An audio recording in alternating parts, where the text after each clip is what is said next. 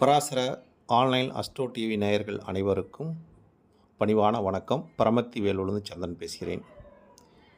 இன்றைய ஒரு ஜோதிட ரீதியான ஒரு ஆன்மீக வழிபாட்டோட ஒரு ஒரு ஸ்தல வரலாறை இங்கே பதிவிடலான்னு இருக்கிற நண்பர்களே. இது ஏன்னா குழந்தை இல்லாதவர்களுக்கு இந்த கோயில் ஒரு அற்புதமான ஒரு ஸ்தலம்.